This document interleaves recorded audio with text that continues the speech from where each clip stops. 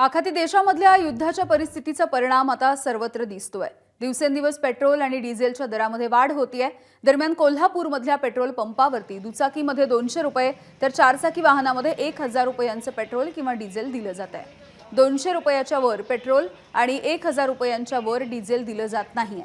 अशीच अट पेट्रोल पंपाने घालून दिली। या सगळ्याचा आढावा घेतलाय आमचे प्रतिनिधी विजय केसरकर यांनी। आखाती देशामधील युद्धाचे परिणाम आता भारतामध्ये पेट्रोल आणि डिझेल पंपावरती देखील आपल्याला पाहायला मिळत आहेत। पेट्रोल आणि डिझेलचे दरवाढ झाल्यानंतर आता कोल्हापूरमध्ये पेट्रोल हे दुचाकीमध्ये 200 रुपयाचं आणि चारचाकीमध्ये पेट्रोल किंवा डिझेल हे 1000 रुपयाचं देण्यात सुरू झालेलं आहे।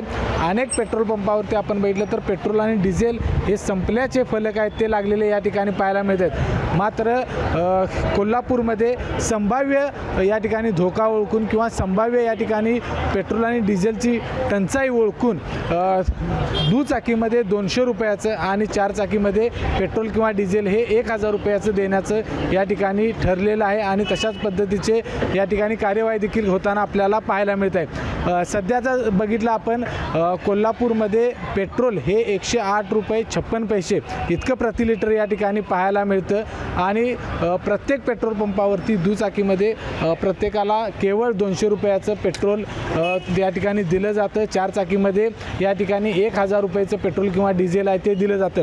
म्हणजे संभाव्य या ठिकाणी इंधनाची टंचाई ओळखून आतापासूनच खबरदारी घेताना या ठिकाणी पाहायला मिळतात। विजय केसरकर, एबीपी माझा, कोल्हापूर। एबीपी माझा, उघडा डोळे बघा नीट।